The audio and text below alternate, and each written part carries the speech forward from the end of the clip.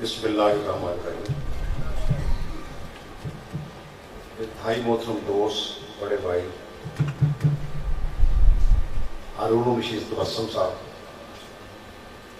مولانا نور محمد ہزاری صاحب، سید احتشام الحق خندانی صاحب، میاں اظہار الحق صاحب، قاری عبد الوحید صاحب، رشید علی صاحب، اور انتہائی محترم دوستوں، اساتذہ کرام، اگر کچھ طالب علم بیٹھے ہیں تو وہ بھی بڑی ہمارا مستقبل ہے۔ یہ کاغذ میں نے آپ کو واپس کرنا۔ تبسم صاحب کوئی 150-200 کتابوں کی مصنف ہیں، اور ہر کتاب جو ہے وہ بڑی 300-400 صفحات اور مشکل، اس سے کم کوئی کتاب نہیں۔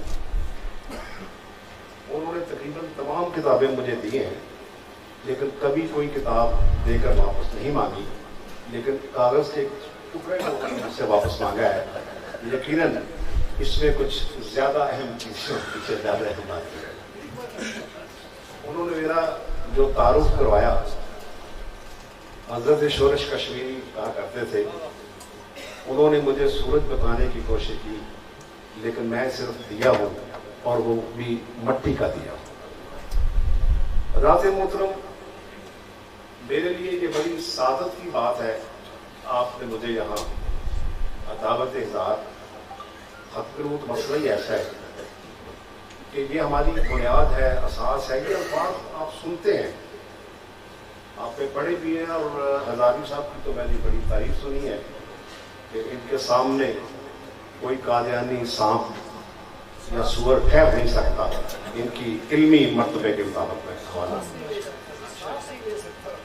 لیکن میں جب کسی بھی فنکشن میں آتا ہوں تو کبھی بھی ختم نبوت کے موضوع پر نہ قرآن سے کوئی دلیل پیش کرتا ہوں، نہ حدیث سے کوئی دلیل پیش کرتا ہوں۔ اس کی وجہ آپ میری کم علمی بھی کہہ سکتے ہیں، لیکن اس کی جو وجہ جو مجھے کنونس کرتی ہے، مطمئن کرتی ہے کہ جس طرح دریا کو دریا کہنے سے انکار نہیں کیا جا سکتا، جس طرح پہاڑ کو پہاڑ کہنے سے انکار نہیں کیا جا سکتا، جس طرح سمندر کو سمندر کہنے سے انکار نہیں کیا جا سکتا، جس طرح آسمان پر سورج چمک رہا ہو تو سورج کے وجود سے انکار نہیں کیا جا سکتا، اسی طرح حقیقت ختم نبوت یا ختم نبوت کی صداقت سے انکار نہیں کیا جا سکتا۔ اور بہت بڑی بات کی، میں جو بھی بات کہوں گا وہ اس اعتبار سے شاید آپ کے لیے نئی نہ ہوگی کہ آپ سب وہ لوگ ہیں جو عقیدہ ختم نبوت کے دامن سے مضبوطی کے ساتھ وابستہ ہیں، اس عشق میں مبتلا ہیں، شب و روز اس عشق میں اپنا حصہ ڈالتے ہیں۔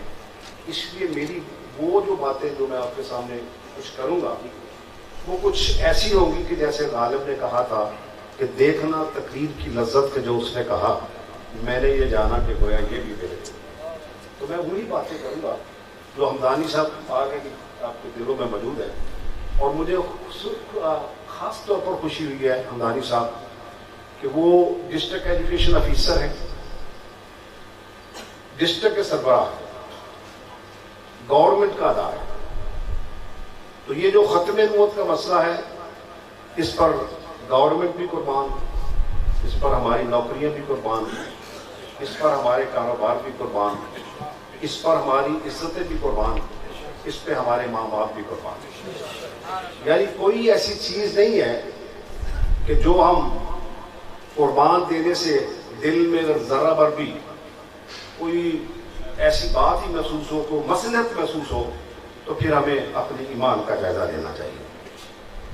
اور اس اعتبار سے بھی مجھے ان کے آنے کی خوشی ہوئی ہے کہ ضلع سیالکوٹ میں تقریباً میرے شب و روز دوستی رہتی ہے، وہاں کے C O education, deputy education officer, district education officer, سکولوں کے حوالے سے بات چیت۔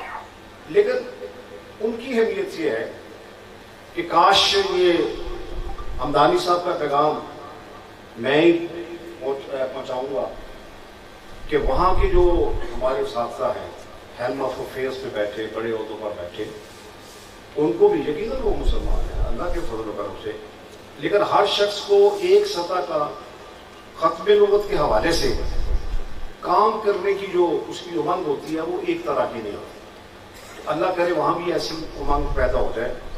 مجھے متین خالد صاحب نے وہ بڑے موقف ہیں اس سبجیکٹ پہ، اور ہارون رشید صاحب نے بتایا تھا کہ سرگودا جو ہے وہ شہیدوں کا شہر تو ہے ہی، اسے بھی لاہور اور سیالکوٹ کی طرح ہلال استقلال ملا ہوا ہے، لیکن یہ ختم نبوت کا شہر بھی ہے اور اسے ہلال ختم نبوت مل چکا ہوگا یا مل جانا چاہیے. اور میرا خیال ہے کہ وہ ہلال استقلال یا فوجیوں کو جو نشان امتیاز یا ہلال امتیاز ملتا ہے، ہلال ختم نبوت اس سے سب سے بڑا نشان ہے کہ یہی پاکستان کی پہچان ہے. حضرات محترم، میں ختم نبوت کو جس طرح آغاز کیا کہ بحث کا موضوع نہیں سمجھتا، یہ دلیل کی بات ہی نہیں. کوئی مجھے کہے کہ تم آصف علی نہیں ہو تو یہ عجیب بات ہوتی ہے. اور اگر میں اپنے آپ پہ غور کرنا شروع کر دوں کہ اگر اس نے کہا ہے تو میں واقعی آصف علی نہیں ہوں، اگر مجھے اس پر شک ہو سکتا ہے تو پھر شاید سوچا جا سکتا ہے. ہاں، لیکن آصف علی نہ بھی ہو، ہزاروی صاحب یہاں نہ بھی بیٹھے ہوں، ہمدانی صاحب یہاں نہ بھی ہوں، ہارون رشید تبسم صاحب اپنی اگلی کتاب اپنے کمرے میں بیٹھ کر لکھ رہے ہوں، یہاں موجود نہ ہوں، ختم نبوت پھر بھی موجود ہے، زمینوں میں بھی موجود ہے، آسمانوں میں بھی موجود ہے، کائنات میں. حضرات محترم، میں جو خاص بات یہاں کہنے کے لیے آیا تھا کہ اشتیاق بھائی نے، اب مجھے نظر نہیں آ رہے کچھ، میری پہچان بھی کام ہے، اشتیاق صاحب سے مسلسل رابطہ رہا ہوگا ہے تو عاصم اشتیاق پورا نام ہے آج، تو ان سے رابطہ رہا. تو تھوڑا سا میں نے انہیں پوچھا کہ آپ کو بہائیت کے حوالے سے کچھ علم ہے؟ تو انہوں نے کہا کہ نہیں، بہائیت کے حوالے سے میں نے کچھ زیادہ نہیں. تو یہاں جتنے بھی دوست بیٹھے ہیں، ہو سکتا ہے میں انگلیوں پر گن سکتا ہوں کہ جنہوں نے بہائیت کے حوالے سے پڑھا. اب میں اتنی دور سے اگر چل کر آیا ہوں تو اس کا کوئی مقصد بھی ہونا چاہیے. ہمارے جو کنونشن کا مقصد ہے وہ ختم نبوت کنونشن ہے، اور جس تنظیم کے تحت آپ کروا رہے ہیں، عالمی مجلس تحفظ ختم نبوت، ان کی خدمات بھی تاریخ کا حصہ بن چکی ہے. اور میں تھوڑا سا راجد صاحب آپ کو تعارف کراؤں. اس وقت میری عمر 68 ایئر ہے اور میں 74 میں 20 سال کی میری عمر تھی. اس 20 سال کی عمر میں نے تحریک ختم نبوت میں جیل جانے کی سعادت حاصل کی. اور میرے لیے اگر کوئی پوچھے کہ آپ نے زندگی میں سب سے کوئی بڑا یا اچھا کام کیا ہے تو میرے لیے وہ جیل جانا ہے تحریک ختم نبوت کی خاطر، اور کوئی کام میں نے نہیں کیا. مولانا ظفر علی خان، جب میں سیالکوٹ سے آتا ہوں تو سب سے پہلے ان کی قبر مبارک پر ہم دعا مانگنے کے لیے اٹھتے ہیں، اور جب واپس آتے ہیں وہ مولانا ظفر علی خان جس نے کہا دل جس سے زندہ ہے وہ تمنا تمہیں تو، ہم جس میں بس رہے ہیں وہ دنیا تو.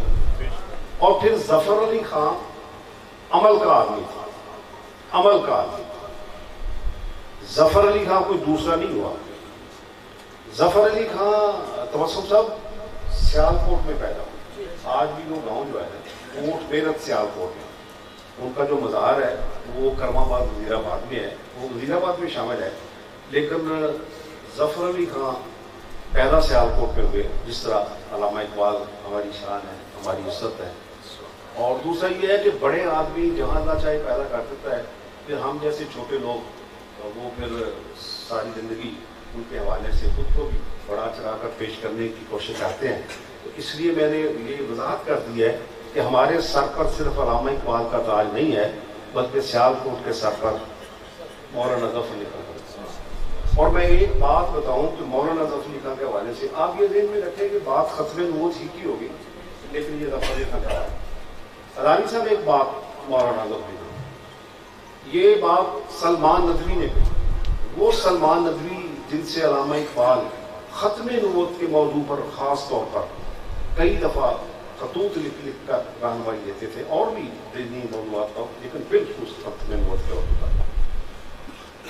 اور سلمان ندوی صاحب نے کہا کہ اردو زبان کے 3 قادر الکلام شاعر، 3، ایک سودا، ایک میر اور ایک مولانا ظفر علی خان۔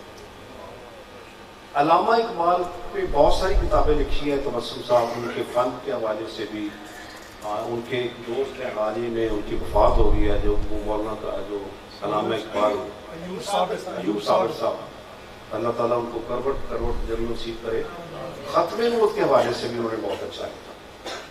علامہ اقبال پر کہیں سے بھی کوئی نامقول اعتراض اٹھتا، بڑے بڑے پروفیسر اللہ کے گناہ ہو جاتے ہیں، تو اس کا جواب ایوب صابر صاحب ہی دیتے تھے۔ پھر ایوب صابر صاحب پوری کتاب تبسم صاحب کی میرے پاس پڑھی، 3 کتابیں کی ہیں۔ جی سبحان اللہ، جی سبحان اللہ۔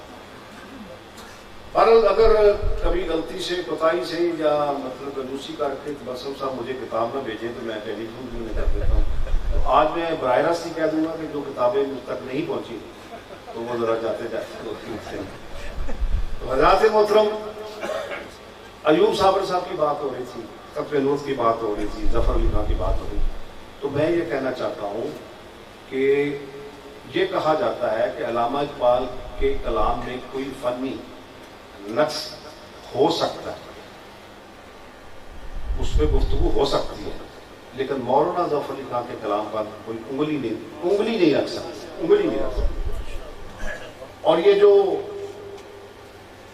قادیانی، ان کا مطلب مذہب تو نہیں کہا جا سکتا، گورکھ تنگا جو کچھ بھی، وہ ایک شیطانی سا سرکل ہے، اس کا علمی سطح پر محاسبہ مولانا ظفر علی خان نے کیا، اور بڑی حد تک اس کی تصدیق ہوتی ہے کہ یہ علامہ اقبال تک کی جو بات پہنچی ہے وہ ظفر علی خان، جس طرح دیکھیں نا، ہم دوست ہیں، مطلب ہم عمری ہے، ہم اصلی ہے، بعض وقت کسی ایشو پر ہمیں نہیں پتا ہوتا تھا۔ تو میں یہ بھی آپ کو تعارف کرا دوں کہ ہمارے گاؤں میں ایک قادیانی ہوتے تھے، اور ظاہر ہے وہ گلی تھے ہماری برادری سے، تو ظاہر ہے اگر حضور کے چچا ابو لہب ہو سکتے ہیں تو میرا بھی وہ برادری سے نہیں ہو سکتا۔ لیکن مجھے کچھ نہیں پتا تھا، یقین کریں، ہمیں پتا چلا تو کس طرح پتا چلا کہ شورش کشمیری کی چٹان ہم اس لیے پڑھتے تھے کہ ہمیں تقریروں کا شوق تھا۔ یہ تبسم صاحب کی اور میری یہ یکساں بیماری ہے، تقریر۔ لیکن اب ہماری جو تقریر ہوتی ہے دور طالب علم میں تو صرف انعام لینے کے لیے ہوتی تھی، اب ہماری جو تقریر ہے وہ ایک نصب و نین کی ہے، جس طرح ان کا نصب و نین ہے پاکستان زندہ باد، علامہ اقبال زندہ باد، ختم نبوت زندہ باد۔ اب ہم اس مشن پر آتے ہیں، تو میں اپنی تقریر کو پالش کرنے کے لیے شورش کشمیری کے چٹان پڑھا کرتا، بڑے بڑے اچھے الفاظ۔ وہ اداروی صاحب ایک دفعہ انہوں نے کوئی ولادت رسول پہ چٹان کا نمبر تھا، تو چند لائنیں لکھی، تو میں نے لائنیں پڑھی، تو وہ اس طرح کا اثر ہوا کہ وہ ویسے ہی مجھے یاد ہو، آج بھی مجھے یاد ہے۔ تو وہ لکھتے ہیں کہ حضرت صلی اللہ علیہ وسلم 12 ربیع الاول کو اس دنیا میں پیدا نہیں تشریف لائے، کیونکہ وہ پیدا تو وہ اس وقت ہوئے تھے جب ہوا میں خراٹا نہ تھا، فضا میں سناٹا نہ تھا، صبح میں تاریکی نہ تھی، پھولوں میں مہک نہ تھی، بلبل میں چہک نہ تھی، سورج میں گرمی نہ تھی، زمین میں کشش نہ تھی، 3 عالم تھا، عالم لاہوت نہ تھا، عالم ملکوت نہ تھا، عالم ملکوت نہ تھا، عالم ناسوت نہ تھا، وقت کا وجود نہ، اس وقت ایک خدا تھے اور ایک رسول۔ نعرے تکبیر، آج و تخت ختم نبوت زندہ باد، آج و تخت ختم نبوت زندہ باد۔ قادیانی بغیر تو تم کس کی نبوت پر چہرے جا، جس کے تفعیل یہ کائنات آئی، جس کے تفعیل یہ، اچھا یہ جو وجہ تخلیق کائنات غالب صاحب، یہ خود ختم نبوت پر بہت بڑی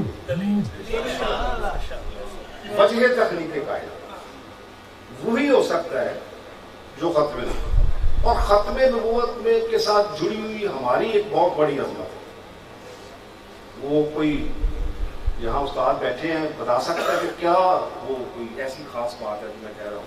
کوئی دوست اس کا ختم نبوت کے ساتھ ہمارا جو ایک رشتہ ہے اس کی وجہ سے ہمارا جو عظمت ہے وہ کیا ہے؟ ٹھیک ہے، آخری امت، آخری امت، آخری امت محمدی، آخری امت اسلامی، آخری امت ہی کافی ہے کہ حضور جب آخری نبی ہیں تو ہم ملتی امت ہے. تو جو ہم سے آخری نبی ہم سے چھیننا چاہتا ہے وہ ہم سے ہمارے آخری امت ہونے کا اعزاز بھی. اور مسلمانوں تو آنو نبی دی غیرت نہیں تھے، اپنی آخری امت ہون دی غیرت سے اول تو ہماری غیرت ہی ان کی وجہ سے، ہماری غیرت حضور نبی پاک صلی اللہ علیہ وسلم. اور اس لیے میں کہتا ہوں، میں ویسے یہ بھی وضاحت کر دوں کہ بڑی ایک گستاخانہ بات ہے کہ مجھے تبسم صاحب نے کہا تھا یہاں آنے کے لیے، تو میں نے بڑی مدد کر دی تھی کچھ اپنی عمر ایج یہ وہ. میں ختم نبوت کے موضوع پر تقریریں نہیں کرتا، کم تقریریں، کم. ابھی میرے عزیز ہیں قاضی صاحب، وسیم قاضی صاحب، وہ بھی پوچھ رہے تھے کہ آپ اور بھی کہیں گے جاتے ہیں، تو میں نے کہا نہیں میں نہیں گیا. ایک دفعہ گیا تھا شریوٹ ختم نبوت کانفرنس سے، عبد الرحیم اشر صاحب جو ہیں وہ اسٹیج سیکرٹری. عبد الرحیم اشر صاحب نے وہ نہ جانے کی وجہ یہ ہے کہ ہمارے ضلع میں نصیر ملی وہ صوبائی وزیر ہوا کرتے تھے، تو وہ بہت بڑا نام تھا، بڑے لاٹ تھے. عبد الرحیم اشر صاحب نے جب تقریر کے لیے مجھے بلایا تو انہوں نے کہا کہ نصیر ملی صاحب کو میں کہوں گا کہ وہ اپنے خیالات پیدا کریں. تو میں تو بیٹھا تھا، میں نے کہا نصیر ملی صاحب، تو شورش کشمیری صاحب کھڑے ہو، انہوں نے کہا کہ جس نوجوان کا نام انہوں نے نصیر ملی دیا ہے اس نوجوان کا نام وہاں سے بلی ہے، اور وہ بڑے بلبلے سے اور بڑے ہمامے سے اور بڑے تنتنے سے تقریر کرتی ہے شورش کشمیری. تو میں نے کہا جناب میرا تو نام ہی وہاں بدل گیا. تو آغا شورش کشمیری صاحب وہ چلوٹ والی جو ہے وہ تقریر بھی مسعود شورش نے مجھے دی تھی، کمال کی. تو میں نے وہاں بڑی سخت باتیں کی. میں نے کہا کہ یہ مرزیت جو ہے نا، اس کا علاج غیر مسلم اقلیت قرار دینا نہیں. دیکھیں غیر مسلم تو ظاہر ہے عیسائی بھی ہے، یہودی بھی ہے، بہائی بھی ہے، سکھ بھی ہے، ہندو بھی ہیں، ان سے ہمارا کوئی جھگڑا کسی ایشو پر نہیں. کبھی کسی ہندو نے اپنے آپ کو مسلمان نہیں کہا، کسی عیسائی نے اپنے آپ کو مسلمان کے طور پر پیش نہیں کیا. جو بھی ان کی شناخت ہے وہ ان کو مبارک ہے. ہمیں ان کے دین یا مذہب جو بھی ہے اس سے اتفاق نہیں ہے. وہ حضرت عیسیٰ کو جس انداز میں نبی مانتے ہیں اور تسلیس کو مانتے ہیں وہ حضرت عیسیٰ کی تعلیمات سے بھی متصادم ہے. لیکن ان سے ہمارا بیسک اختلاف یہ ہے کہ اگر وہ رسول اللہ صلی اللہ علیہ وسلم پر ایمان لے آتے تو وہ تسلیس کی اس زنجیر بھی ٹوٹ جاتی اور وہ توحید کے ساتھ ان کا رشتہ بھی ٹوٹ جاتا. یہ تو ایک بات ہے. لیکن قادیانیوں کا مسئلہ ہوا، یہ بڑا ہی بدبختی کا مسئلہ ہے کہ کوئی قادیانی، مرزائی، ایون ان کا اپنے آپ کو احمدی کہنا ہو بھی یہ بہت زیادہ. قادیانی کا اپنے آپ کو مسلمان کہنا اس کی 3 سال سزا ہے. یہ یہاں پہ وکیل صاحب بیٹھے جی بسم اللہ سر، آپ مطمئن ہیں کہ یہ اگر قادیانی اپنے آپ کو مسلمان کہے تو اس کی 3 سال سزا ہونی چاہیے؟ نہیں مطمئن ہے اس میں؟ یہ بیچ مار کہنا جی یہی میں کہنا چاہتا ہوں. 295 سیٹ جو ہے اس کا اختلاف ہے. یقین کریں کہ ہر قادیانی چلتی پھرتی جہنم ہے اور توہین رسول کے حوالے سے بدترین گستاخ رسول. مسلمان کہنا ان کا وہ 3 سال، یہ ٹیکنیکل سے وہ کلمہ یہاں لگاتا ہے، یہ ٹیکنیکل سے اس کا کوئی کلمہ سے نہیں. تو کلمہ تو جہاں لکھ دیا جائے وہ ہمارا بھی مبارک ہے، لیکن جو منافقت سے لکھا جائے وہ مسئلہ قرار چلے گا. بات تو سیدھی ہے کہ اندر آپ کے کلمہ ہے تو زبان پر قلب سے تصدیق کرتا پھر وہ مسلمان ہے. تو میں دوسری وجہ تبسم صاحب کی نہیں آتا ختم نبوت کی تقاریر میں. ختم نبوت بیان کرنے کے لیے تو آنے کی اس لیے ضرورت نہیں ہے کہ یہ ختم نبوت تو اتنی مسلمہ حقیقت ہے، اتنی مسلمہ حقیقت ہے کہ اگر میں یہ کہوں مجھے بڑی کتابیں میرے پاس ہیں.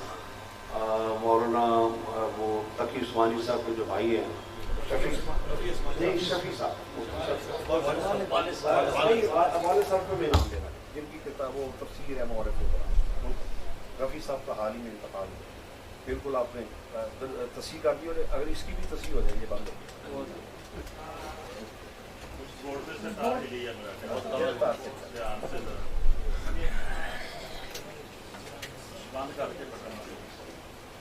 جناب آپ کی بات پہ 4 دن پہلے کا کیس کا میں ذکر کر رہا ہوں.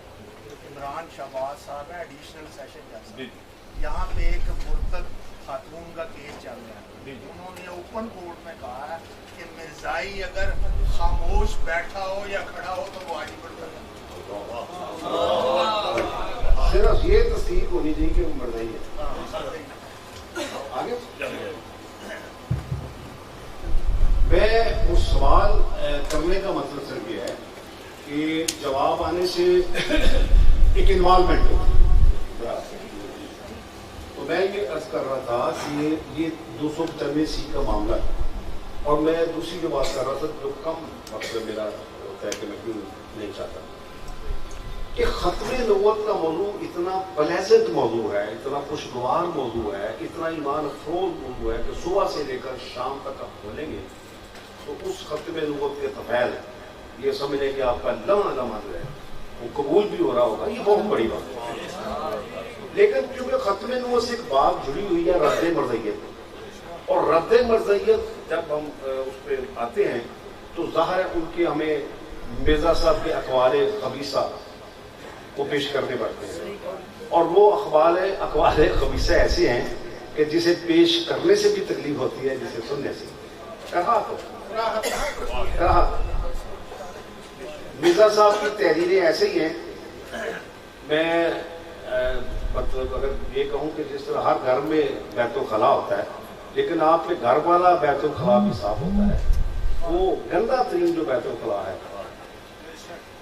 اب ایک مجھے کسی نے پوچھا کہ آپ کے پاس کوئی عقلی دلیل، میں نے کہا پہلی بات تو یہ ہے کہ میں عقلی دلیل نہیں دینا چاہتا کہ اگر میں نے قرآن کو ہوش و بات سے مان لیا، اپنی عقل سے مان لیا، رسول پاک صلی اللہ علیہ وسلم کو مان لیا، تو پھر مجھے اس قرآن کو، اس حدیث کو، اس سنت کو، اس دائرہ کار سے میں نکل نہیں سکتا.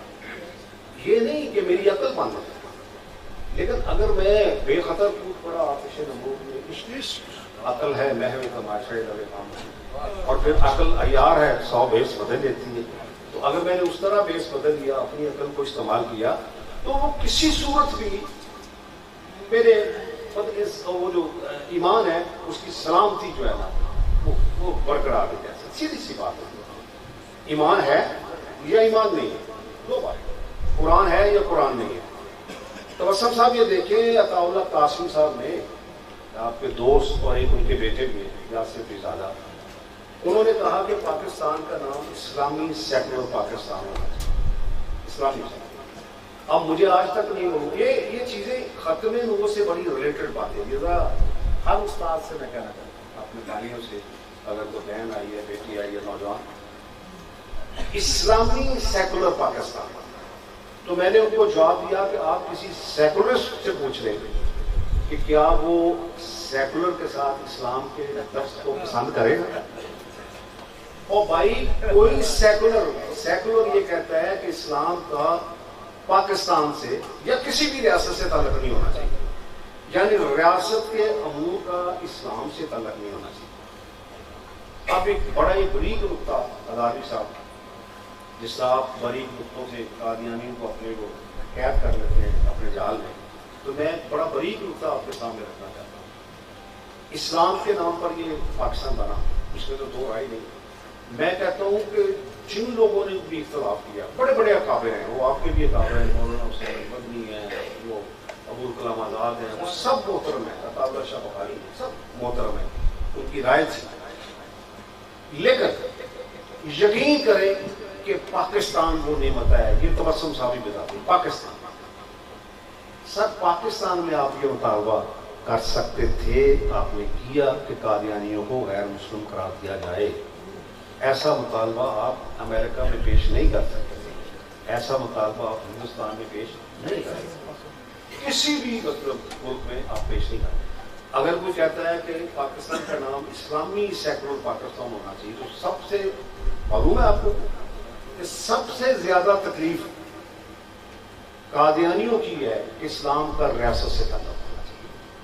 بھٹو نے جو دستور دیا تھا اکیلے تو نہیں دیا تھا، ولی خان جیسا سیکولر آدمی، غوث بخش جیسا سیکولر آدمی، اور بڑے بڑے آدمی تھے۔ ویسے تو سردار وہ جو تھے نا ہمارے شوکت ہے تو وہ قائد اعظم کے ساتھی تھے، تو وہ کہتے تھے یہ پاکستان کا مطلب ہے لا الہ الا اللہ، یہ بچوں کا نعرہ تھا، آفیشل نعرہ تھا، یعنی وہ لوگ بھی جو گمراہ ہو جاتے ہیں۔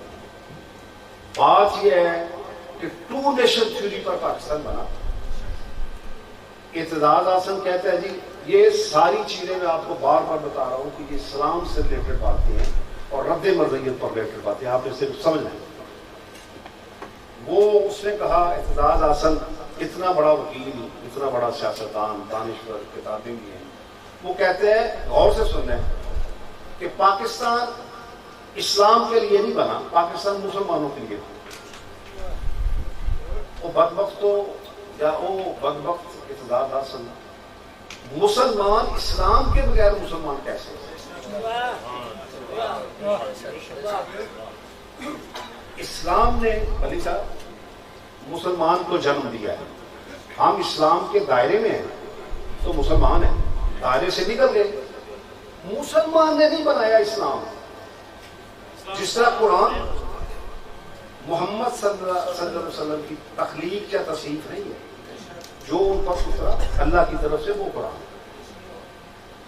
جو قرآن نے دیا، جو ہمیں حکم دیا کہ ان چیزوں پر آپ ایمان لائیں گے تو ہم مسلمان ہیں۔ اچھا چلے جی، مسلمانوں کے لیے پاکستان بنا۔ اچھا اب وہ کیسا اسلام ہے کہ مسلمان 90% ہوتے ہوئے بھی پاکستان میں اسلام پر عمل نہیں کرتے۔ ایک فلم آئی تھی 7 لاکھ، آپ تو دیکھتے رہے ہیں، آپ دیکھتے رہے بیداری میں؟ اچھا میں نے بھی تھوڑی بہت فلم 7 لاکھ فلم میں یہ 2.5 لاکھ تھا کہ یہ 7 لاکھ ہے جسے تم دیکھ سکتے ہو، استعمال نہیں کر سکتے۔ تو اگر یہ کہا جائے کہ یہ اسلام ہے، محمد مصطفیٰ صلی اللہ علیہ وسلم کا لایا ہوا دین، کامل دین، اکمل دین، وہ جب آیت اتری تو کسی غیر مسلم نے کہا، بلکہ یہودی نے کہا کہ یہ آیت اگر ہمارے مذہب میں اتری تو ہم اسے ایک جشن کا دن بنا لیتے، عمر فاروق رضی اللہ تعالیٰ عنہ کا۔ تو انہوں نے فرمایا کہ یہ آیت اتری ہی ایسے ہے اس دن ہے کہ وہ پہلے جشن کا، ادروائز یہ الگ جشن کا دن ہے، الگ کی تکمیل۔ اور یار بچے کی پیدائش کی خوشی مہینوں ختم نہیں ہوتی، اور جب یہ آیت اتری ہے کہ یہ مکمل دین آپ کے لیے مکمل ہو، اس سے بڑی خوشی تو ہے کائنات میں اور کوئی بڑی نہیں۔ تو اگر ہم یہ کہیں یہ اسلام ہے لیکن تم پاکستان کے لیے سے استعمال نہیں کر سکتے، عجیب سی بات ہے۔ اب انہوں نے بڑی نقطے کی بات کر، وہ کہتے ہیں کہ اسلام کا پاکستان سے رشتہ نہیں ہونا چاہیے۔ فرض کر لیں ہندوازم کا بھی اسلام سے رشتہ نہیں ہونا، عیسائیت کا بھی، کیونکہ سیکولر ریاست اسی طرح بنے گی کہ کسی بھی مذہب کا ریاست سے تعلق نہ ہو۔ تو جب کسی بھی مذہب کا اور اس مذہب کا بھی جو دین کامل ہے، قائد اعظم کو کم سمجھا لوگوں نے، میں کہتا ہوں کہ بڑے بڑے علماء دین سے، بڑے بڑے علماء، اگر کسی دوست کو میری بات غلط لگے تو بات کرو، ان کا زیادہ علم تھا اسلام کے حوالے سے، کلیئرٹی، بات کلیئرٹی۔ اب دیکھیں میں بڑی بڑی شخصیتیں میرے لیے بہت محترم، سید عطا اللہ شاہ بخاری نے قیام پاکستان کی مخالفت کی، لیکن ان کی جتنی عزت، احترام اور عقیدت میرے دل میں ہے عقیدہ ختم کے حوالے سے، کہ جو کام وہ کرتے تھے، میرا خیال ہے کہ ہمارا فرض بنتا ہے کہ ہر نماز میں ان کے لیے ان کے ساتھ ہونا چاہیے دعائے وقت۔ لیکن حضرات محترم اس بات کو تسلیم کریں کہ کہ یہ پاکستان نہ ہوتا، یہ پاکستان نہ ہوتا، آپ اتنے مطلب یہ جو زہریلے سانپ ہیں. اچھا دیکھیں ان کی تو مجھے اس بات کا بھی پتہ نہیں چلا کہ وہ انڈیا چھوڑ کر کس طرح آ گئے. بس آپ دیکھیں جو بیروپی ہوتے ہیں نا، بیروپی وہ بھی اپنے بیروپ کا برم رکھتے ہیں. یہ مرزا غلام قادیانی اور جو مرزائی ایسے بیروپی ہیں، یہ اپنے بیروپ کا برم بھی نہیں رکھ سکتے، بہروپ کا. بھائی آپ نے جھوٹا سچا ایک نبی تراشا، وہ وہاں لگا، آپ اسے بھی چھوڑ کر یہ ہے کہ بھائی آپ تو وہاں مر جاتے، آپ اسے بھی وہاں چھوڑا. اور جو یہاں آیا شیر الدین محمود، ان کی قبریں جب ہم 74 میں آئے نا جی یہاں تبلیغ کرنے، تو جس طرح بچے آتے ہیں میں کہتا وہ بھی دیکھا ہے، تو ان کا جہنم کو انہوں نے کوئی بشت کا نام دے دیا، جیسے تاریخی کو روشنی کا نام دے دیا. تو وہاں وہ بورڈ میں نے دیکھا ہے، وہ پھر چٹان میں بھی چھپا تھا. وہ بعد میں بھول گیا کہ چٹان جب وہ مطلب ہم نے پڑھا تو اس پہ پہلی دفعہ افریقہ سپیک سے انگریزی کی کتاب تھی، آپ کے پاس ہوگی. نائجیریا کی ایک مسجد انہوں نے بنائی تھی، اس پر لکھا ہوا تھا واضح طور پر لا الہ الا اللہ احمد رسول اللہ نعوذ باللہ. پھر انہوں نے تردید بھی کی کہ یہ ایک رسم و خط ہے، لیکن وہ تردید بھی کرتے رہتے ہیں، پھر پلٹ جاتے ہیں، پھر پلٹ جاتے ہیں. مطلب سیاست میں تو چلے یو ٹرن چل جاتا ہے، لیکن دین میں اگر یو ٹرن والی کوئی جماعت ایسی ہے وہ بیک وقت نبوت سے انکار بھی کر سکتا ہے، بیک وقت نبوت کا اقرار بھی کر سکتا ہے. وہ یہ بھی کہہ سکتا ہے کہ میں نبی نہیں ہوں، میں اس شخص کو جو حضور نبی پاک کے پاس دعوی نبوت کرتا ہے اسے دجال و کذاب سمجھتا ہوں، اسے مفتری سمجھتا ہوں. یہ اس کے الفاظ، اسے قرآن کا دشمن سمجھتا ہوں. اس نے یہ بھی کہا کہ میں اسے مسلمہ کذاب کا بھائی بھی سمجھتا ہوں، لیکن پھر وہ مسلمہ کذاب کا بھائی پھر کلام کا تو لہٰذا وہ جس طرح وہ ریز کا خود کاشتہ پودا ہے، یہ نبوت بھی اس کی خود کاشتہ ہے کہ میں تیرا چراغ ہوں جلائے جا بجائے گا، جب چاہے پودا اگا دیا، جب چاہے پودا. نبوت تو نہ ہوئی، مذاق ہی ہوتا ہے کہ جب چاہے یہ نئی شجرکاری آئی ہے تو پودا پھر لگا دیا، ذرا کعبہ اوکھا ہوا. تو حضرات محترم وہ بات میں کر رہا تھا کہ ٹائم آپ نے مجھے 20-25 منٹ کیا تھا، ہو گئے. ٹھیک، نماز اول ایک ہی جملے میں وہ فکرہ میں بول رہا تھا کہ اسلام کا بھی پاکستان سے کوئی تعلق نہیں، قادیانیت کا ہے. تو آپ کے نزدیک یہ جو سیکولر بات ہیں، چاہے وہ اللہ قاسم یا تو چاہے کوئی اور، اس میں سے نہ ناراضگی کی بات ہے نہ دوسری، تو اسلام کو وہ قادیانیت کے برابر سمجھتے ہیں. یعنی Islam is equal to Qadianism, Islam is equal to Hinduism, Islam is equal to عیسائیت. اسلام کا امتیاز یہ ہے کہ یہ مکمل کوڈ آف لائف ہے، اور جو ملک اس کے نام پر بنا ہے. ہم گناہ گار ہو سکتے ہیں، ہمارے عمل دیکھیں اس میں کوڈ آف لائف جب تک پاکستان کا نام ہے. قادیانیوں کو صرف عقیدت قرار دینا مسئلہ نہیں ہے. پاکستان کا کوڈ آف لائف معاشرے میں اسلام نافذ ہو جائے، بازاروں میں اسلام نافذ ہو جائے، تجارت میں، صنعت میں. میں دیکھتا ہوں کہ کوئی قادیانی آپ کو پاکستان میں نظر آئے. اسلام کا ماحول، ہم اپنے ماحول کے لیے قادیانیوں کی شران بھی بیچنے کے لیے تیار ہو جائیں، ہم اپنے ماحول کے لیے ان کے آئل کو بھی بیچنا تیار ہو جائیں. تو کہنے سے مراد ہے کہ یہ ہمیں غیرت دینی کا جو تقاضا ہے. آپ دشمنی نہیں، دشمنی قادیانی سیدھے سادھے اپنے آپ کو غیر مسلم تسلیم کریں. قرآن و سنت کی نو میں آئین کی بات کرتا ہوں، وہ تو 1908 میں وہ اس دنیا سے جنم حاصل ہوا. اس سے بہت پہلے اس کی زندگی میں لوگوں نے واضح طور پر کہا کہ یہ مرتد ہے، یہ دجال ہے، یہ بازار ہے. اس وقت کو آئین کی بات نہیں تھی، قرآن کی بات. آج بھی اگر یہ دستور ہے نا، دستور تابع ہے قرآن و سنت سے متصادم کوئی قانون سازی نہیں ہو سکتی. ہم نے وہ اس وقت مذاق کرتے تھے قادیانی کہ آپ سرکاری مسلمان ہیں، ہم غیر سرکاری مسلمان. میں نے کہا بھائی بات یہ ہے کہ ہم کبھی بھی آپ کو اپنے آئین کے مطابق غیر مسلم نہیں کہتے، ہم قرآن اور حدیث کے مطابق. اور دوسری بات یہ ہے کہ ہم کسی دشمنی کی بنیاد پر بھی آپ کو کافر نہیں کہتے. اس لیے ہماری مجبوری ہے کہ اگر ہم آپ کو کافر نہیں کہتے اور وہ بیروپیہ واقعی نبی ہے تو اس نبی پر اگر میں ایمان نہ لاؤں تو پھر میں کافر ہو جاتا ہوں. اس لیے آپ کو کافر نہ کہنے سے میرے اسلام پر وہ خط تنصیب کھینچ دی جائے. لاہور میں جی 2 باتیں سنا کر میں اجازت چاہتا ہوں. میری ملاقات ہوئی بیگم نسیم والی سے. بیگم نسیم والی وہ پی سی ہوٹل میں ایک فنکشن تھا, تو انہوں نے پوچھا کہ یہ جو آپ کے صحافی حضرات ہیں تو زیادہ مجھے اس لیے کہ میرا تعلق تھا ویکلی چٹان شور اسپیشل. شور صاحب 1975 میں بہت ہو گئے تھے, پر وہ اب پتہ نہیں کہ ان کے ساتھ بات ہوئی ہے. اس نے کہا کہ قادیانی اگر اذان دیتا ہے تو آپ اس کا گلا پکڑتے ہیں کہ تم اذان نہیں دے سکتے. وہ کلمہ پڑھتا ہے تم کہتے ہو کلمہ نہیں پڑھتا. وہ جہاں کلمہ لگاتا ہے تم نوچ دیتے ہو. آفٹر کیا مسئلہ ہے؟ میں کہی بیگم صاحب یہ بڑا ہی سیدھا سا تھا, بہت ہی سیدھا تھا. آپ کے ہسبینڈ ہے ولی کا. اس وقت آج وہ میں نے کہا 4 سدہ میں ملوں. کوئی شخص باہر سے آ کر کہہ دیتا ہے آپ کو کہ میں ولی کا ہوں, تو آپ اس کا گلا دبائیں گے نہیں.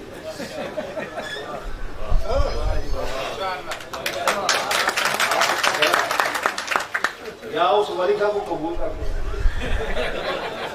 2 ہی باتیں نہ راشا. پھر ہزاروی صاحب کو بلا کر نیا نکاح پڑھنا پڑے گا. کے بھی دو, ہمیں کسی مذہبی سے ذاتی دشمنی نہیں ہے. ایک بات مجھے آتے ہوئے کوئی دوست بتا رہا تھا, کیونکہ نام تو میں نہیں جانتا, تو کچھ دوستوں نے مجھے خوشخبری سنائی. وسیم علی صاحب نے, میں ان کا وہاں تھا, کہ جنہوں نے کوئی اسلام قبول کیا. بڑی خوشی کی بات ہے. ایک میری ہی برادری سے, اور یہاں بڑے امیر ترین بندیز بھی ہیں, میرا ان سے ملاقات نہیں ہے لیکن بیسکلی ہمارے گاؤں سے. ان میں سے ایک گھر کے علاوہ باقی سب الحمدللہ مسلمان ہیں, آپ کے دست و بازو ہیں. اور کچھ ان لوگوں سے بھی اللہ تعالیٰ جس کو توفیق دے, یہ بات میں خاص طور پر کہوں گا کیونکہ یہ بات بڑی صحیح ہے. جس طرح مرزا غلام احمد قادیانی کافر کذاب کو کافر نہ کہنا کفر ہے, اسی طرح مرزا غلام احمد قادیانی پر کروڑوں لعنتیں بیچ کر کوئی بھی قادیانی مسلمان ہو جائے اپنا سینہ اس کے لیے کھول, سینہ اپنا سینہ اپنا گھر. دیکھیں یہ اس طرح کی بات ہے کہ یہ جس طرح مطلب حضور نبی پاک صلی اللہ علیہ وسلم نے ہجرت کے بعد ان مسلمانوں کو جو وہاں موجود تھے اور ہجرت کرنے والے, ان دونوں کو اخوت وہیں سے نکلی ہے. تو آپ اس طرح بنائیں کہ مقابلے کروائیں. اس لیے ایک تو اسلام سکھاتا ہی, اور دوسری بات یہ ہے کہ رسول پاک صلی اللہ علیہ وسلم, یہ قائد اعظم کے الفاظ ہیں. 25 جنوری 1948 کی کراچی بات ایسوسیشن میں کہ جب انہوں نے دعوت اسلام دی, وہ اکیلے تھے. اور آپ کو ایک ایک نام کہ خواتین میں سے سب سے پہلے, مردوں میں سے سب سے پہلے, بچوں میں سے. تو بات یہ ہے کہ حالانکہ وہ سب لوگ بڑے برگزیدہ لوگ تھے نا, سیدنا صدیق اکبر, عمر فاروق, عثمان غنی, ان کے کردار اسلام پر ان کے مطلب ایمان باقاعدہ لانے سے پہلے بھی مثال تجارت, اگر ختیجہ کا کردار, ان کی تجارت کا کردار, اور پھر انہوں نے جب ان کو دیکھا دو نبی پر, یہ ساری باتیں. تو میں صرف یہ کہنا چاہتا ہوں کہ جب جس نے اسلام قبول کیا, آپ رسول پاک صلی اللہ علیہ وسلم کی امت میں کوئی کسی امتی کا اضافہ ہوتا ہے, اس پر عید جیسی خوشی منائیں. وما علینا الا البلاغ.